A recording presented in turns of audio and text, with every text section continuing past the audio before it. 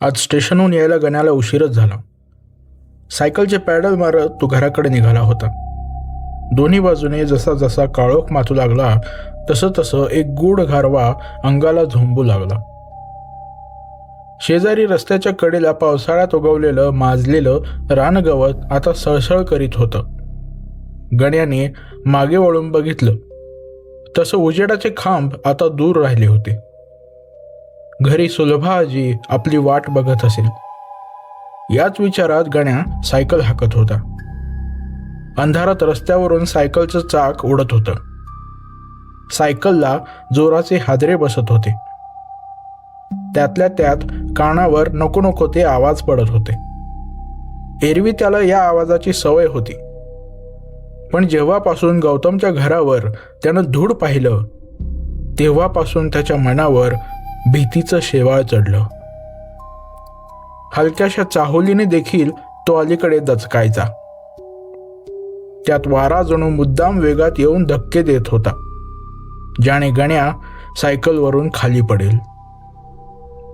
रस्त्याच्या कडेने रातकिड्याच्या आवाजासहित आणखीही विचित्र कीटकांचे कर्णकर्कश आणि भयभीत करणारे भेसूर आवाज येत होते. जसा आवाज येई गण्या सावध होई. त्याचे खांदे कानापर्यंत उचलून तो दबकत जात होता. त्यात गवतातून काहीतरी वेगाने सरपटत रस्त्यावरून पलीकडे गेल्याचा आवाज अंगावर शिरशिरी आणत होता.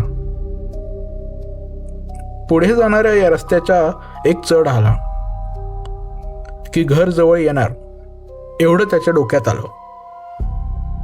पण त्याआधी गौतमचं घर दिसणार या विचाराने सुद्धा पोटात गोळा उठत होता. तेवढ्या घडीला जोर लावला आणि सायकलचे पॅडल मारत तो अखेरीस चढावर पोहोचला. त्याने आपली हद्द जवळ केली आणि पाठीमागून येणाऱ्या आवाजाची तीव्रता अधिकच वाढली. गणाने दचकून पाठीमागे पाहिलं. रस्त्याखाली उतार आला. रस्त्याच्या मधोमध हलक्या झाकोळीमध्ये काहीतरी उभं असल्याचा त्याला भास झाला. कृमी कीटक ओरडून चित्कार करून त्याला इशारा करत होती. गण्याने पापणी लावली, डोळे मिचकले आणि पुन्हा बघितलं. रस्त्याच्या कडेने झुलणाऱ्या झाडाव्यतिरिक्त काहीही संशयास्पद दिसत नव्हतं. रस्ता सताड मोकळा होता. ती हलणारी झाडं जणू त्याला हात करून म्हणत होती, जा जा, पळून जा, थांबू नको इथं, जा. जणू जे गण्या पाहू शकत नाहीये तेच ती झाडं पाहू शकत होती.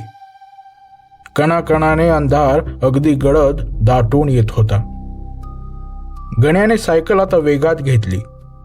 घराच्या आकृत्या जवळ येऊ लागल्या तसे उजवीकडे आधी गौतमचं घर नजरेस पडलं. डावीकडे खिंडार आणि त्यात औदुंबराचं झाड. त्या झाडाखाली एक बदल दिसून आला. झाडाच्या खोडाशी कोणीतरी आज दिवा लावला होता. नक्कीच सुलभा आजीचं काम होतं हे. त्या इवल्याशा दिव्याच्या मंगलमय उजेड बघता गण्याला हायसं वाटलं. पण गण्याची तीच नजर गौतमच्या घरावर पडली. अपवित्र अमंगल अशी ती भयान एकाकी वास्तू जणू खुणशी छद्मी नजरेने गण्याकडे बघत होती. घराच्या एकाच खिडकीमध्ये जळणारी मेणबत्ती म्हणजे राक्षसाचा उघडा आग ओकणारा एक भडक डोळाच. किती ती तफावत होती. दोन्ही प्रकाशाचे स्रोत, परंतु दोन्हीमध्ये विरुद्ध ऊर्जेचा समावेश. ती मेणबत्तीची ज्योत त्या दिव्याच्या ज्योतीपासून सर्रास भिन्न होती. आकाशात उगवलेल्या चंद्राची दुधाळ करडी छाया त्याच्या घरावर पडत होती. कधी एकदा सायकल टाकून घरात शिरतोय असं झालं होतं गण्याला. सायकल आपोआप जड लागत होती. अगदी घाम फुटत होता. सायकल कशीबशी खेचली जात होती, जसं पाठीमागे कॅरेजवर काहीतरी ओझं ठेवून तो सायकल ओढतोय. उजवीकडे गौतमच्या घराकडे नजर टाकावी तर उरात भीतीचा स्फोट व्हायची भीती. त्याच्या घराकडे बघावं आणि काहीतरी वेडेवाकडे आकार दिसावे, मुटकुळ करून कुठंतरी बसलं असावं. कसलीही कल्पना करता येत नव्हती. आपल्याच विचारांनी हाडं उठायची. गण्याने गौतमच्या घराकडे बघणं सर्रासपणे टाळलं आणि शेवटी तो आपल्या पत्र्याच्या शेड समोर आला. शेडच्या बाहेरून सायकलचा आवाज आला. तशी सुलभा आजी रॉकेलची चिमणी घेऊन दारातून बाहेर आली. थांब पोरं तिथंच. सुलभा आजीने गण्याला जागेवर थांबवलं. डाव्या हाती चिमणी आणि उजव्या हातामध्ये चुलीतली राख घेऊन सुलभा आजी गण्याजवळ आली.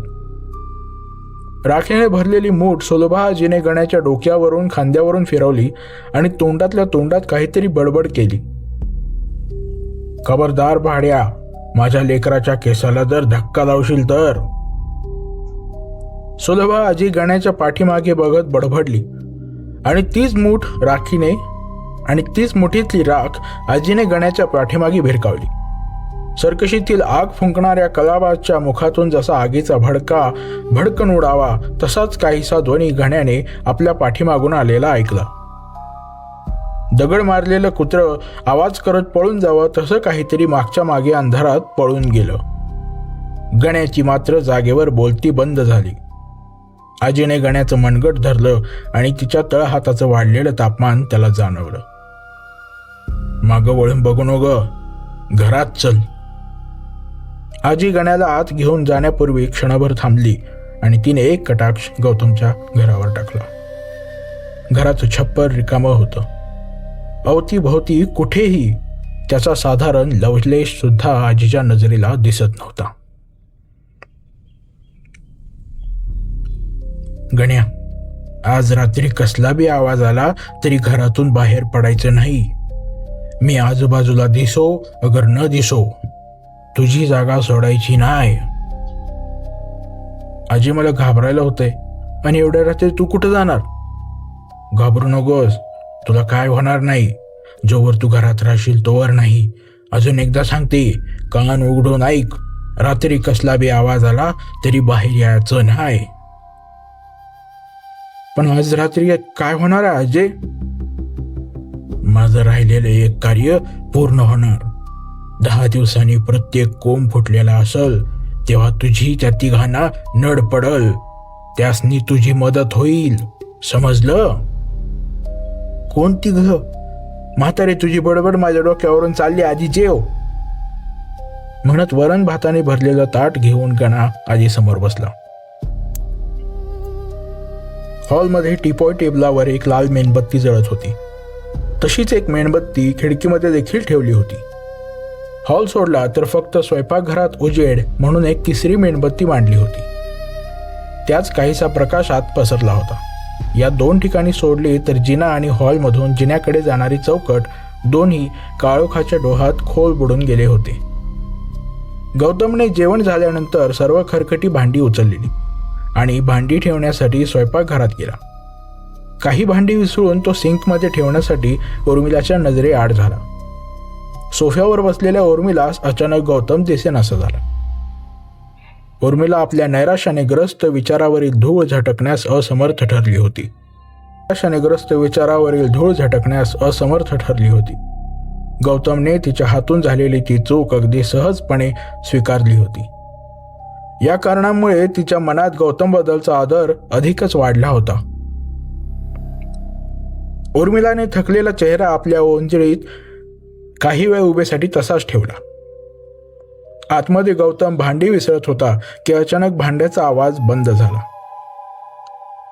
हॉलमध्ये एक गहिरी शांतता पसरली. उर्मिलास गौतमची चाहूल लागणे देखील बंद झाले. उर्मिलाने हळूवार आपल्या ओंजळीतून आपला चेहरा बाजूला घ्यायला सुरुवात केली. तिच्या नजरेसमोर आता काय दिसणार यातच तिला एक शंका होती. समोर टेबलावर मांडलेली जळती मेणबत्ती नजरेस पडली. त्या पलीकडे स्वयंपाकघराच्या चौकटीचा पडदा फक्त हलत होता. हॉलमध्ये इतकी शांतता होती की उर्मिलाच्या कानांवर तिच्या स्वतःच्या काळजाचे ठोके ऐकायला पडत होते. उर्मिलाने बसल्या सोफ्यावरून मान डोकावून स्वयंपाकघरात एक तिरकस नजर टाकली. किचन ओट्यावर फक्त मेणबत्ती जळत होती. उर्मिलाच्या कपाळापासून मागे मानेपर्यंत सरसरून मुंग्या आल्या. गौतम, तू आत आहेस का? उर्मिला. अचानक गौतमची उर्मिलेस एक हाक आली. ती हाक संपूर्ण घरभर पसरली. गौतमने मारलेली हाक शांततेचा पडदा लोखंडी भाल्याने भेदणारी होती. उर्मिला जागेवर दचकून उडाली. चटकन तिची नजर आवाजाच्या दिशेने वळली. ती हाक किचनमधून आली नव्हती. ती हाक जिन्याकडून आली होती. पण गौतम तर आत स्वयंपाकखोलीत होता. मग त्याची हाक वरतून कशी काय आली? उर्मिलाने जिन्याकडे पाहिलं तसं जिन्यामध्ये एक तांबूस लालसर प्रकाश भिंतीवर पडलेला दिसला. तो प्रकाश वरून खाली ओसंडून वाहत येत होता. जसे जिन्यामध्ये कोणीतरी हातात मेणबत्ती घेऊन आडोशाला उभंय. उर्मिला दचकून उभी राहिली. स्वयंपाक खोलीत पाहण्यासाठी तिने त्या दिशेने 2 पावले वाढवली होतीच की पुन्हा तिची हाक जिन्यातून आली. उर्मिला, लवकर इकडे ये, मी इथे आहे. उर्मिला दबकत दबकत मंद गतीने जिन्याच्या दिशेने निघाली. तसे जिन्यातील प्रकाश हळूहळू वरती जाऊ लागला. उर्मिला जिन्याच्या समोर येऊ लागली आणि समोरील भिंतीसहित खालच्या पायऱ्या अवघड दिसू लागल्या. पण तो तांबूस प्रकाश मात्र वरती सरकला होता. उर्मिला जिन्याच्या शेवटच्या पायरी समोर आली आणि बघता बघता तो प्रकाश शेवटच्या पायरीवर पोहोचला. जसे तो प्रकाश मागे खेचला गेला होता. पापणी लवते न लवते तोवर ती मेणबत्ती शेजारच्या खोलीत दिसू लागली. उजव्या खोलीच्या चौकटीतून दारावर तांबूस उजेड पडायला लागला. उर्मिलाचे श्वास आपोआप वर खाली होत होते. छातीच्या पिंजऱ्यात काहीतरी फडफडत होतं. मनात अविश्वास दाटून आला होता. वर जाण्यासाठी हिंमत आणि बळ दोन्ही साथ देत नव्हतं. उर्मिला, लवकर वरती ये. उर्मिलाने एक पाऊल उचलून पायरीवर टाकले. दोन्ही बाजूच्या भिंतीचा आधार घेत ओबडधोबड पृष्ठभागावर आपले हाताचे तळवे टेकवत ती वरती चालू लागली. एक एक पाऊल खड्या चढाईवर टाकल्यागत अवजड भासत होतं. कसेबसे उर्मिलाने ती अर्धी चढाई सर केली.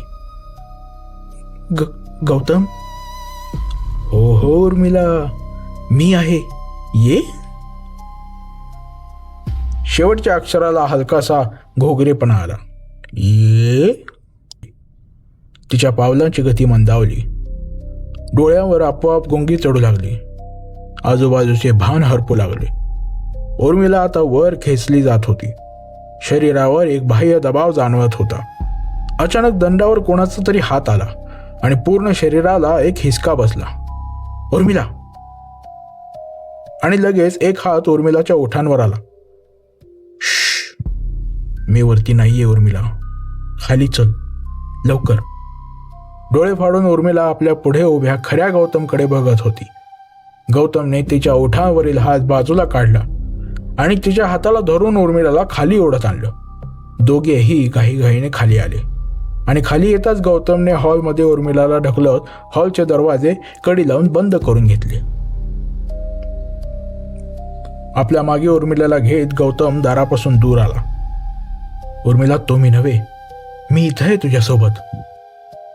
आणि वरच्या त्याच खोलीतून एक किन्नरी हसण्याचा आवाज घुमला. उर्मिला, उर्मिला.